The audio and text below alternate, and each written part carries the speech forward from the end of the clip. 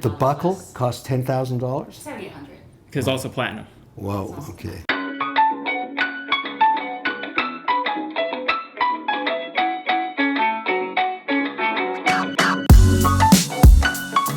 All right, guys, we're back in Miami with Kevin O'Leary. Kevin, thank you again to be Teddy, back. I just love hanging with you. You're such a crazy chicken.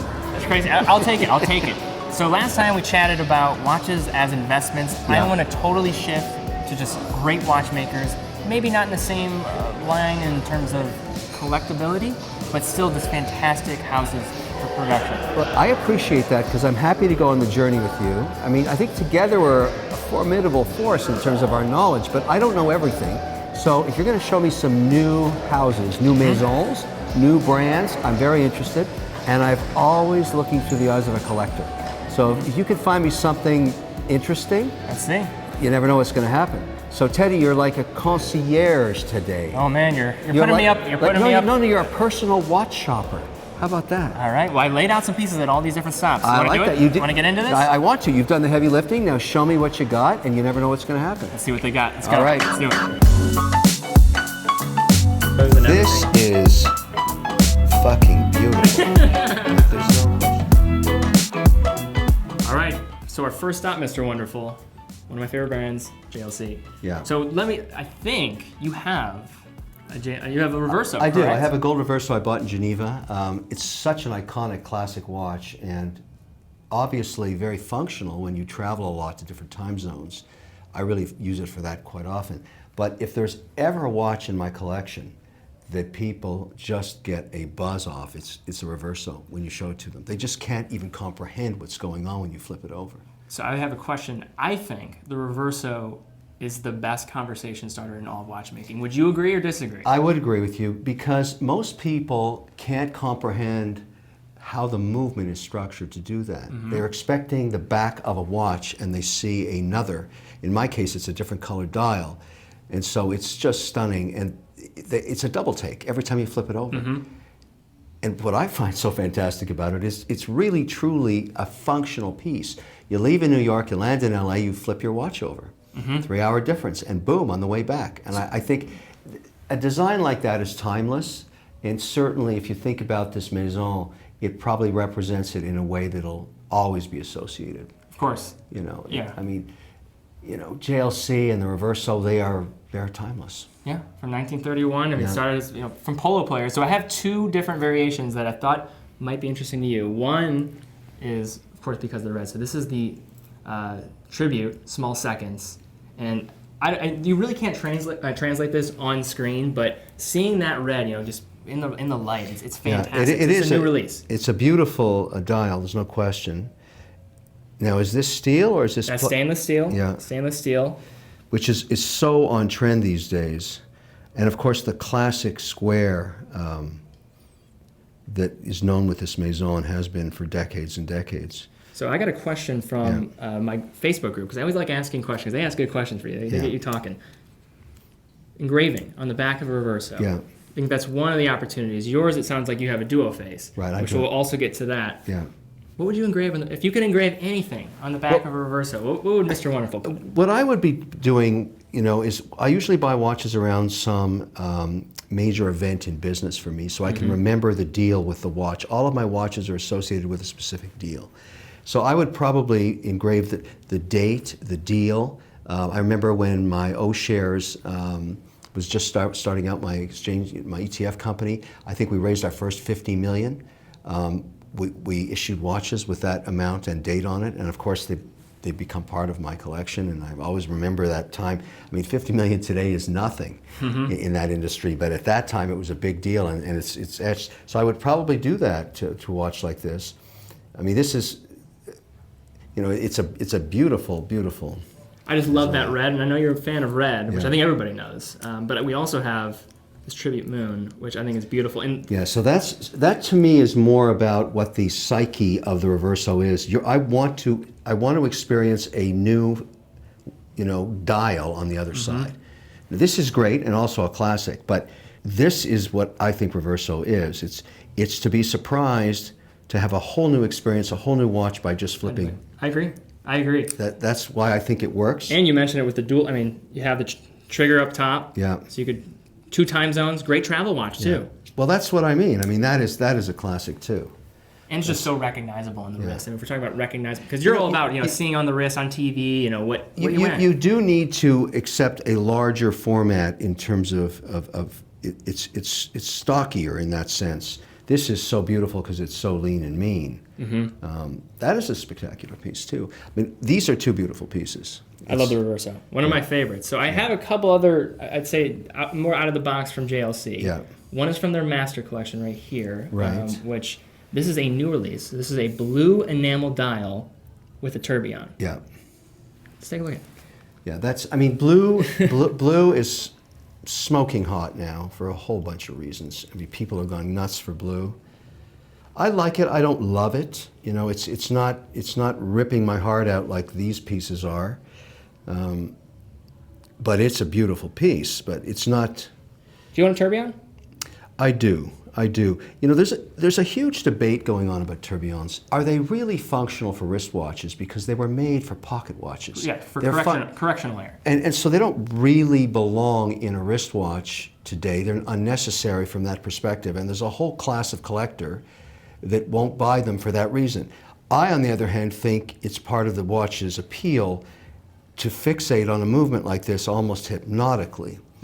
And so I'm okay with it, but it's not universal because often you're going to be, spending between 100, 200, 250, depending on what you're buying. The amount of effort to make this is a serious amount of work from the artistry. This is a particularly beautiful one. It's really mesmerizing. I'm just watching it now. But there you have that constituency saying, why are you doing that? Like, what is the point? There is no functional reason for that to be in the watch. And you're paying for it in terms of the width of the watch and a whole bunch of other things. But having said that, I appreciate the art of making these. And I poo-poo those that say, well, it all has to be about function. Bullshit. Because we can take a step back and say all this is not necessary. Of course, you use your phone will give you the time. But to me, I'd rather live in hell than not, use a phone to tell the time or any electronic consumer thing. I'm warming up to this face because I have to say the light plays beautifully on it. It's one of those, it does grow on you a bit. This is actually my first time seeing one of these blue enamels in person. So this was just released this year. Do we have a lube here? Yeah. Can I? Get a closer look. Yeah, I do want to see what's going on. I think what they've done is they've put an etching into that face. Yes, it's engraved. Oh my goodness! Yes. That's pretty nice. You don't notice it until you start to look at that. So they also they released the blue enamel across the master collection, a few different models. Yeah. This is one with the tourbillon. They also did one with the moon phase. This one I think was. Teddy, what's the price point on this one? I'm actually not sure. what the price is on. I'm gonna guess. I think this is a price on request type of watch. Well, we're gonna request. Let's find out. 85. Okay. We just requested. It's not bad. For tourbillon, I mean that's running for one. And Okay, then it's a perpetual? So this is a dual met. And it has the 10th of a second. So that's a 1/6 of a second. So That's yours is a 100th of a second you Yeah. have on your wrist. So I Yeah. know you kind of like this. So Yeah, so this is the real artistry. Let's go back here Yes. to this blue dial because, oh yeah, this is etched in a spectacular sunburst way.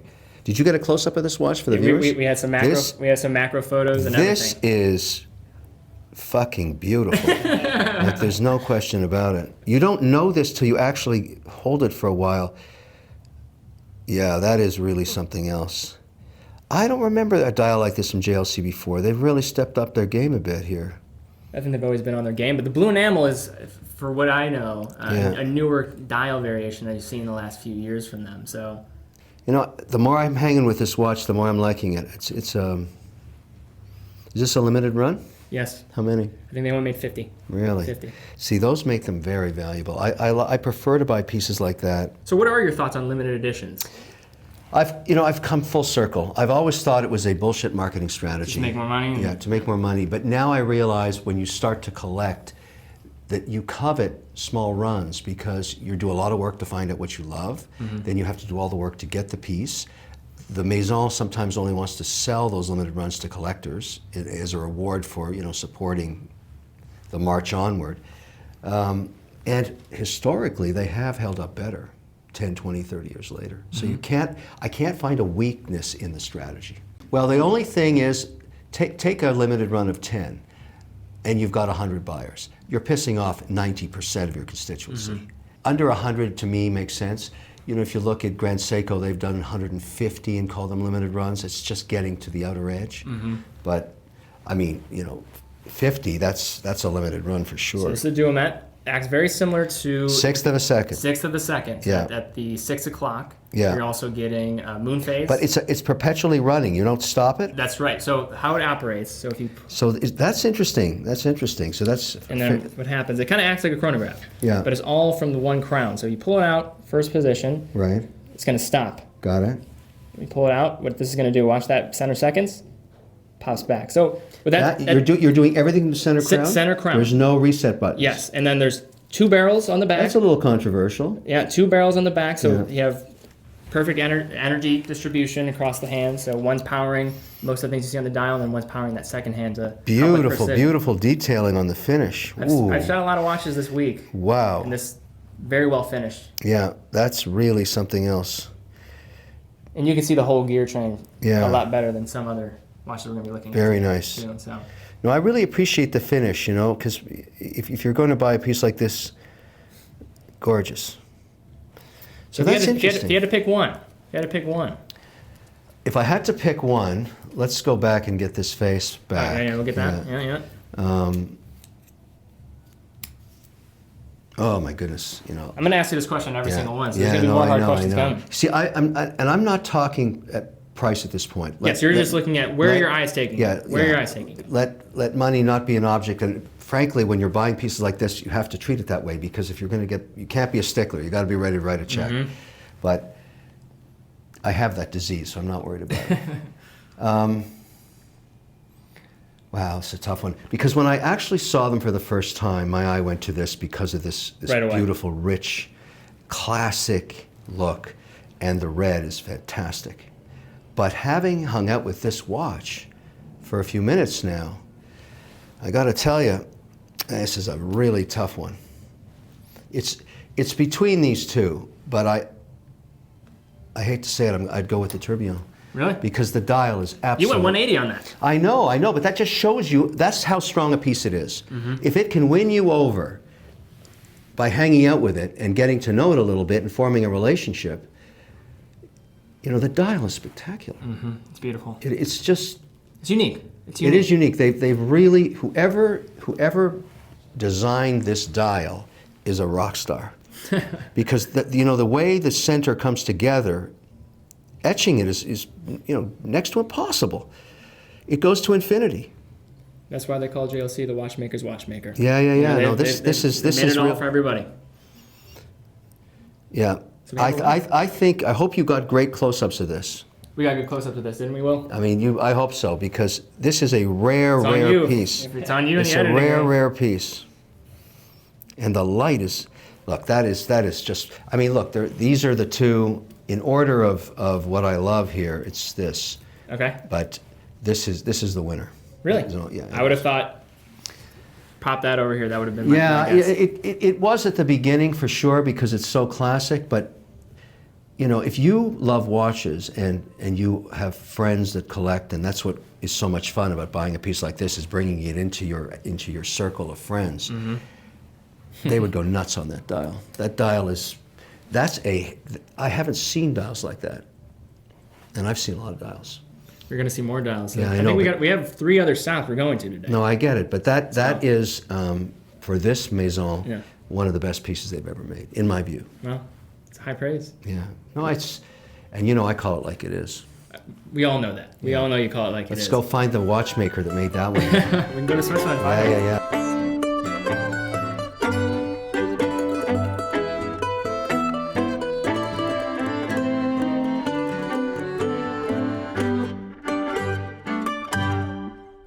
All right, Kevin. Stop number 2. Yep. Vacheron Constantin. So this is one of my favorite brands. You don't have a Vacheron piece yet, do I you? don't, but I know this maison, and I have my whole life, because my stepfather is from Switzerland. He's a Swiss citizen. This is a brand that is omnipresent on the streets of Switzerland. It's advertised. It's a really, really well-known European house, a brand that everybody knows. If you land in Geneva Airport or Zurich Airport, it's a different world than the ads you see here, right? But this is sort of one of the great three maisons when you think about it. So it's not like I don't know the mark. But you're right, I haven't started collecting it yet. It's been a while since I actually walked through one of their boutiques and looked at what's new. So I'm glad we're here. So the watches that I picked out are two of my favorites, but also two that I think might resonate with you. So the first that I wanted to look at, which I think is just so unique, and it's one of my favorites, is the American 1921. So this is part of their history week collection. And kind of the history around this watch is it's a traditional drive model. So during the 1920s, when everybody's coming back from the war, all the veterans are now living as day-to-day citizens. They have cars. They're trying to break into this Art Deco styling movement that's also going on. So they came out with a few pieces that resembled this kind of design.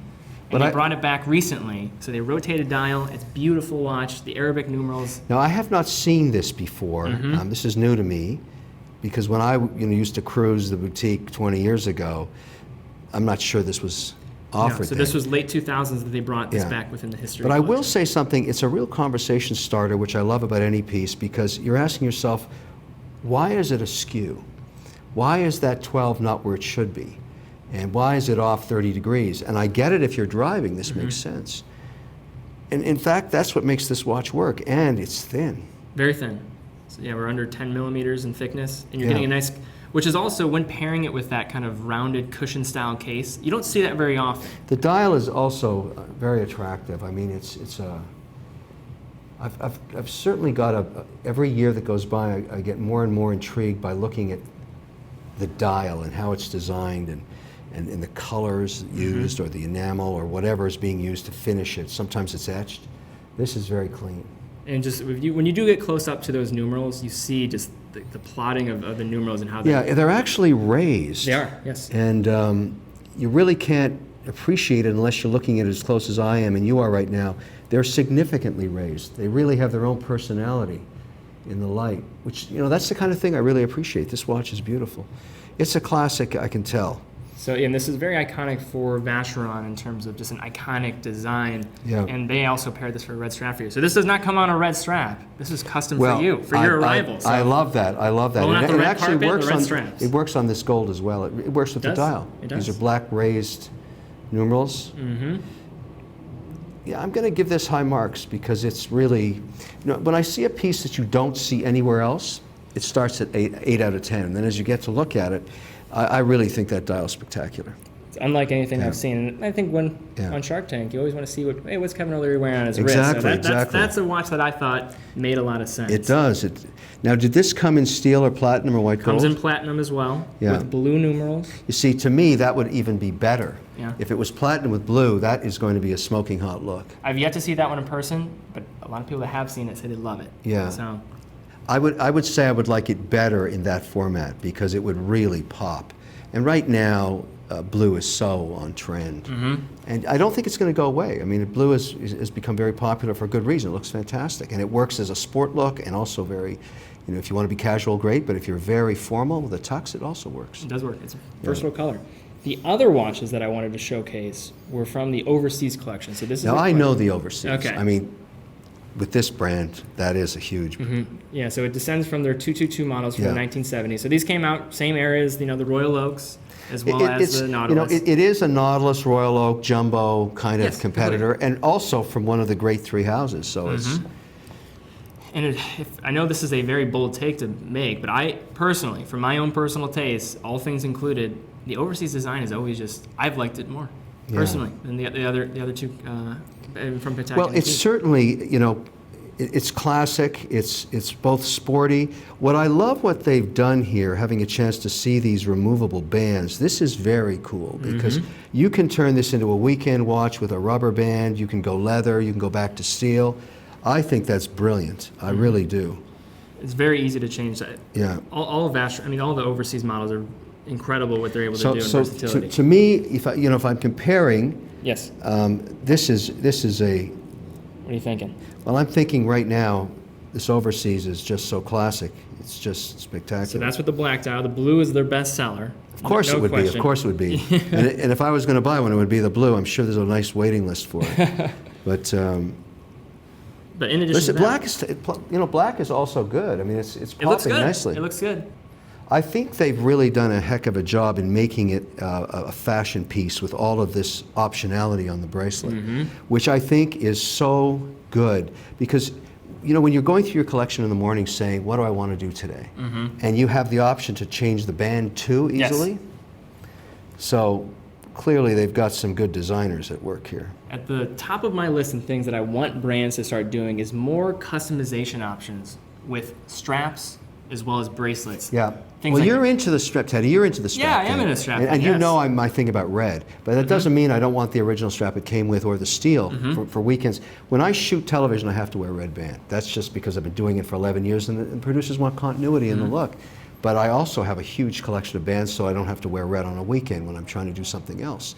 I'm not always shooting television, but it seems that way. You're shooting a lot. It's like I always see in front of a camera. Yeah, you're right. So we have that. That's a standard. That's about 18,000 for yeah. that. And then we also have some more higher end pieces Let's from go the high. overseas collection. So Bring out the top guns. all right, if we're going Top Gun, then we have to first start with the tourbillon. So this is that same blue dial that you would get with the single so that gives you an idea of how well they've mastered blue. So what I like about this blue dial is it's blue, it's black, it's shimmering, it's not. Whatever they've done here, this is mastery in dial making, and which I'm focusing on so much these days. I really drill down into dials and say, what have they done to move up the game? How have they stepped it up? This is absolutely stunning. See how it's black? It's beautiful. Tilt it, Yeah. now it's The blue. light, yeah. The light, I mean, it's just, I'm going to give this 100 out of 100. 100 out of 100. Yeah. And then flipping it over is not too bad either. You're just looking at the front. Well, I mean, I haven't even talked about the tourbillon. To me, the tourbillon is how eye-catching is the movement, how mesmerizing is it, because there's many tourbillons on the market. This clearly has, a jewel right at the center, which attracts your eyes, but there's a lot going on underneath there. What I love from the display on the back is just how they utilize that rotor. So a lot of automatic tourbillons, it's almost an injustice you're to right, see a you're full rotor on the back when you can't see it. Mastery there, that's really So something. you could really see that tourbillon Right. escape. Yeah. Yeah, beautiful. That's a heck of a piece. So that's a high-end one, but we also What are we have talking about price on this? around 95. Yeah, that would make sense. But a good investment in my view. I mean, that's going to be forever spectacular. I mean, the blue on the steel with these, the white on the dial is just so clean and stunning. That's the top pick right there. Top pick? I think so. We haven't even looked at all of them. I know, but so far. Okay, so far. All right. Everyone's getting better. All right, so let's see if we can follow that. That's a problem. This gold perpetual Yeah. overseas. A couple things that go out right away. So you're getting right up here at the top. So you're having every year, but look at how they display the Leap year the months. too? The months, yes.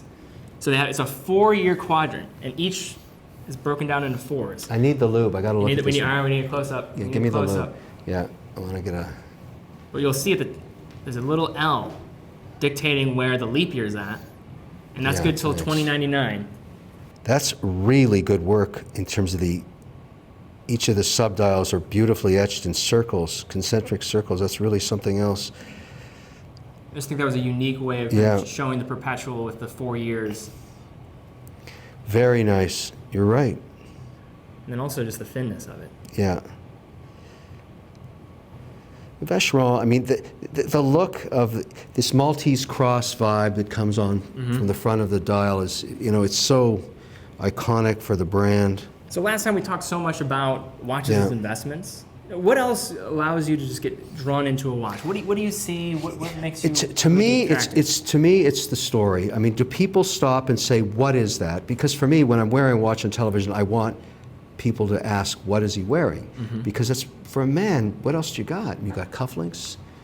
You've got your watch. That's about it. Maybe the pen you're writing with. But I like a watch that really draws the eye to it, and so that's why these blues on steel are fantastic. I mean, this watch is gorgeous, but it doesn't grab me the same way that this tourbillon does, because it's so unique in the way it's been put together in the blue. This is you see this with many houses, many makers have a watch that emulates this look. It's got lots of complications. It's a perpetual. I like it. I mean, I've got APs that look like this. I have, Pateks that look like this. There's not much you can do to blow yourself different in a perpetual. You've got all this information you've got to And you have pack in. limited real estate to work with. But the Vacheron moon phase thing that's been the same look for decades with these guys. With the Maltese cross, I mean, that is what makes the watch. Do you know what it is? Yeah, and they integrate it so well with the design within the bracelet. I mean, the bracelet, you can kind of see there's small little hints. But some collectors have to have the perpetual of each house they buy. So there's nothing wrong with this. It's both sporty, it's both very fashionable, very high end. I'm not a big lover of gold. This would look spectacular in platinum if they make it that way, or white It gold. might look good on a red though. Yeah, Good. and I like the band idea. It's nice. It's not red. It's not pulling my heart out of my chest. Now that is a. So overseas world time. Oh my goodness. Okay, that's crazy. All handled through the one crown at the Yeah. 3. So this is This is an iconic piece in every way. Oh wow. And they've done the blue thing. You like your blue, don't you? Yeah, I'm seeing a trend here. But look at how that works. All right, so that's in the running too. It's in the running. So I'm going to tell you. Here's the way I look at it. Here's how I'm looking at these watches. What are you thinking? I'm thinking. Rank them. I'm going to rank them. Do them again. This tourbillon with the blue face is just a number one of many watches. Like this is a. If you were competing globally, this would be up there in the top 5. I mean, that is. Love the overseas in blue. Yeah, My favorite. it as is well. really, really beautiful. Balanced. The brand is evident. The Maltese cross is there. It's well proportioned. It's easy to read the time. The tourbillon's magic in terms of eye-catching mesmerization. Yeah, it's a winner. That's number 1. Number 1. Okay, number 2, because I haven't really. My eye keeps going back to this crazy watch. This is Alice in Wonderland. That's what my girlfriend says. She literally says It's Alice in Wonderland, That's and exactly how she describes and for that reason deserves to be in a collection. It should be in there somewhere because you're not going to get this anywhere else. Shade under 34,000 for that. Yeah, but I also think now this has blue, an option with blue. Platinum, yes, a platinum does. Now that's where I would go, because these numbers, these raised numbers with a platinum. That's a heck of a piece. I mean, it's just, see, that deserves to be in a collection, so it's number 2. This is itself the most beautiful watch in this store right now. This is number 2 and could be number 1, but it should be in a collection because who has that? Nobody has that. Alice in Wonderland's number 2. Number 2, all right. This is, I mean, look, Vacheron makes some great watches, right? That's number 3. Number 3 for the world time, all right. This is obviously number 1 without the. You want the blue. With the blue, that's number 1. Yeah. It shoots up. Yeah, without the tourbillon. Yeah, that's also nice. And then to me, look, there's nothing wrong with this, but I mean. I've never seen you in all gold. Have you ever done that? Do you have an all gold? I have. With a gold bracelet? I know you have gold case watches. No. You don't have any gold bracelet. The thing with all gold bracelets is it's a certain statement it makes that's not me. I mean, dripping in gold for me is not. It's a little over the top. When people trick out a watch covered in stones and diamonds and all that stuff, they're taking the soul right out of the piece. That's what I think. And it's too garish. I'm not saying this is. Some people like gold. I want people to look at the dial. I love a band, but I want it to be the secondary element of what's going on. You're looking at the dial, you're saying, what is that? What brand is that? What is that watch? To me, that's what matters. And in all my watches, because I only wear red bands, everybody knows it's a red band. Then they say, what's the watch? And these watches are really, I mean, this brand is. Growing on you. When's the last time you took a closer look at Vacheron? I haven't in a while, which is why I'm glad we're doing this today, Teddy, because it's really. You gotta complete the Holy Swiss Trinity. No, I know. Gotta complete it. I think what I have to do is I'm going to go to this in blue without the tourbillon because I got tourbillons and I like them, but you know, I've always said you don't need a tourbillon in a watch. It's there to add style. But this in blue is going to be that's my favorite fashion. That is the jumbo, that is the Nautilus, that's the third soldier. Yep. Yeah, there it is. Screw down crown, 150 meters water resistance. So, you know, it's to a nice watch. me, if this was blue, it would be #1 over the tourbillon. Okay. But these are all spectacular. I mean, look, I'm having a hard time with this now because I'm saying Alice in Wonderland's fantastic. It's just, this is a tough call, Teddy. These are All right, great. well, so you're impressed. I am. You know, what you've done is you've pulled me back into a brand that I haven't been with in years. And I don't know why I don't have it in my collection. That's really something. All right, well, we have things to think about. Yeah, now, no, don't we? definitely. Okay, great. Yeah, it's All right. fantastic. Thank you. Well, awesome. I think we're ready to go to our It next caused me a stop. lot of stress now, Teddy, a lot of stress. I'm really I thought pissed this was going to be a off at you. day full of fun. No, but now I have to really start thinking about this because I'm asking myself, why don't I have one of these?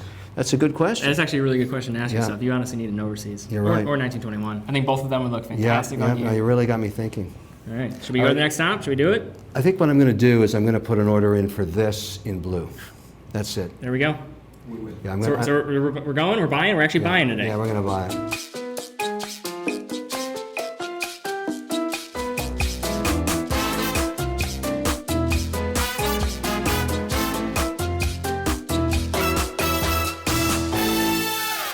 Stop number 3, Kevin. Yeah, So we went from Switzerland to Germany. Yes. Looking at Langenzonen. yeah.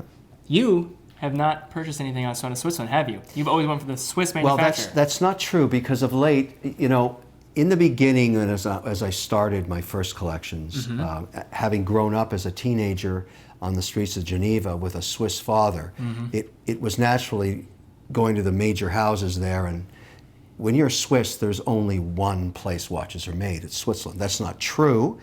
The fact is, now that I've become a global collector, is the Japanese started high watchmaking in the 1800s.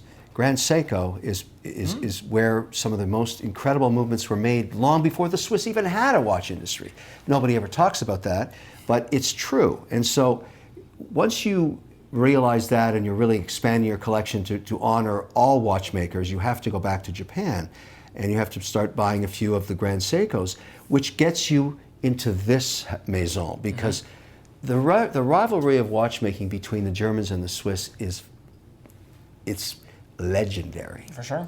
And there are collectors, and I know this, and I was looking forward to coming here today, Teddy, with you. These are considered by some collectors that are friends of mine to be the Uber watch. Yes. Yes. The ultimate timepiece, the most incredibly crafted. And yet others say I can't buy it because it's not Swiss. And can you imagine that? I could never decide. I mean, allow that to have a weighted point in my decision. Yeah. Where it's from, I could never. First of all, you need fortitude of capital to get involved with this. That is true, this especially brand. what we're looking at today. Yeah, and of course, and I've always said this about collecting watches. You have to set the money aside for a moment as you contemplate what you're doing in adding to your collection, because you don't sell these pieces. You buy them and they come into your collection and they live with you for the rest of your life. That's the way you should honor a watch like this, because the only reason you would buy this is you understand the craftsmanship of what this represents. And many people don't even know this brand. That's what's remarkable. But I think that allows them to be successful because, I mean, they fall underneath the Richemont group, which we were just at Vacheron and Yeah. JLC, which are also Richemont brands. But Right. they operate very similar to what independent would with their production. I mean, they're under 5,000 a year, so it's in that range. It's that kind of I put them in the FP Journe aura of one piece at a time, incredible craftsmanship. It's a disease, and you start collecting these because you can either buy a house, put your kids to university, or buy one watch. That's quite serious of what we're looking at right now. Absolutely. So let's go through it. Okay, so I wanted to, again, pick watches that I think you would like, but also Yeah. I think represent the brand. So one of the watches that come to mind right away when I'm thinking of Lange, and for my personal taste, what I love, is the Longa 1. I think everything about the Longa 1 is just fantastic. It's beautiful. There's really nothing It is the else like iconic it. watch, is it not? I mean, that and the Datagraph, I think, Yeah. are the two ones that I would consider for Longa being the best representation of the brand and just the Germanic design. Yeah. But everything about this, so the big date, and this is the 25-year anniversary. Right. So this is honoring 25 years since the Longa 1 was released. This is a big year for Longa. So you have 1999 was the Datagraph, so you have 20 years on there. And then you Yeah. have 25 with the Longa 1. So big year. So two different ones. You have in platinum as well over here for the moon phase, which is fantastic. And the cool thing is you see these big date function on it, which I think is so cool. You see it in action. Let me just make sure we can adjust That this is the hallmark of this brand. It is. It's incredible. You can read it from far away. Do you know the story behind it? It must be somebody couldn't see. Well, in the Opera House, in Dresden Opera House, there is above the stage a clock. And the way the date mechanism, or the time mechanism works, it's the same as how it works in these watches. That was the inspiration for these pieces. I mean, there's history going back to mid-1800s. In terms of with the way these. the date works, right? Yes, yes. Mid-1800s were the Longa was But introduced. that date causes you to make a much thicker watch. That's what's going on here. It does, and I think it's also just the type of casing that you're going to be seeing on these watches. Yeah. I mean, it's true to Germanic design. This is Germany. This isn't Switzerland. This Yeah. is how they do it. Now, let's talk about that for a second. Where do you fit in that debate? Where do I fit? I am a huge lover of Longa. I'm a huge lover of all watch brands in terms of where they're from. Grand Seiko, you mentioned Grand Seiko. Yeah. Many of the people watching right now, I would say if you're an enthusiast, you don't care where. Best value for your Yes. dollar. There's no question. When I went to buy a piece that was a limited 150, I heard about it by another collector, and I was in Los Angeles, and I went and bought two that day because they're such fantastic value. I haven't stepped into this world yet of Longa because I'm trying to get through the whole German thing, which I have no problem with because I'm willing to buy Japanese watches.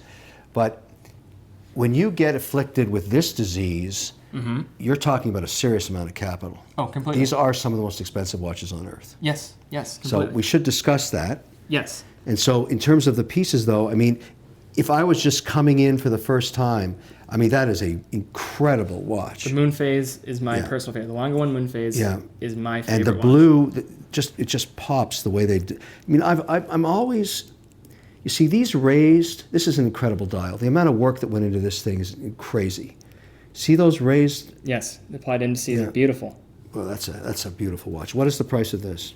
Oh, 55? 54,000 if I'm not mistaken. It's right on the tag. Oh, it's on the tag. Oh, It's yeah, not price tags. bad. Great. It's not bad. 54,000. Or 62. 62,000. Because it includes the deploying buckle, but usually I don't count the deploying buckle. Understood. The buckle costs $10,000? 7,800. Because it's also platinum. Whoa, okay. The buckle's platinum. And speaking of platinum buckles, we also have another one over there. So just to give you a sense, feel how heavy that is. Just lift that up. Yeah. Now this watch is taking advantage of a trend for very, very large dial size. There's a reason. There's a reason for this. You want to see something here? Let's see. Want to see something? Okay. So this is a minute repeater. This is Oh, the really? Zeitwerk minute Let's repeater. hear So Zeitwerk first launched about 10 years ago, and this is their minute repeater. So it's about a $500,000 watch. So get this. Pretty fun. Make sure we have enough power reserve. Yes, you have to have enough power. So that red bar right there, problem with a lot of minute repeaters, if it goes past, you can really damage the movement. So that little red dot on that power reserve at the 12 is letting us know we have enough juice here.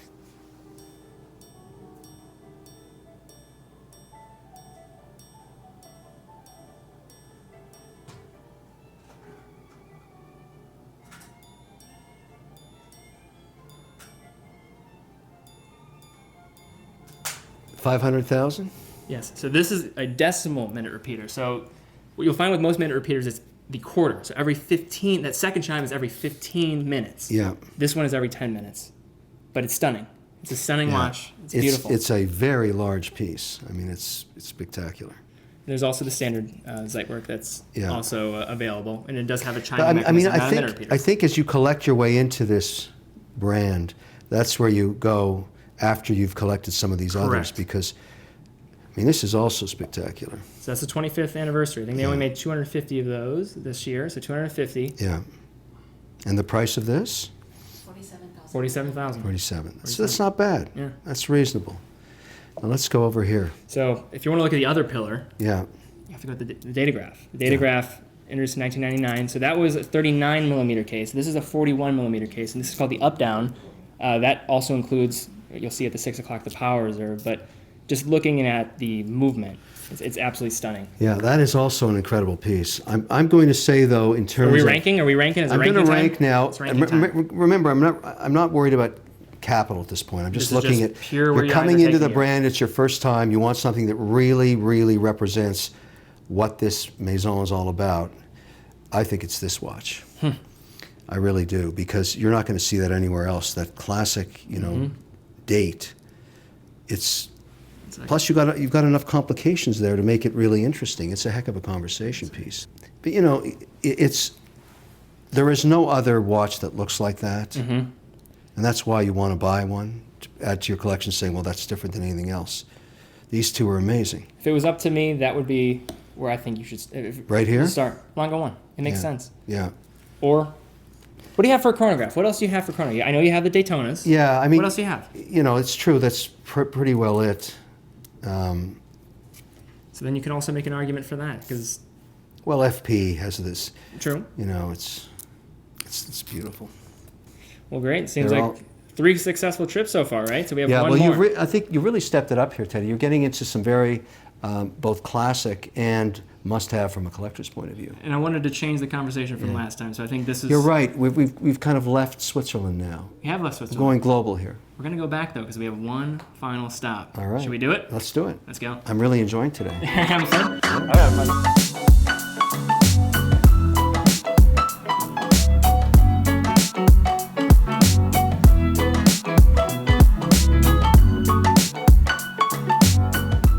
I'm wearing as many as 3 watches a day. I'm doing a morning watch, I'm doing the lunch watch, and I'm doing the evening watch. And you're going to see a lot of watches. Awesome. Stay tuned, everybody.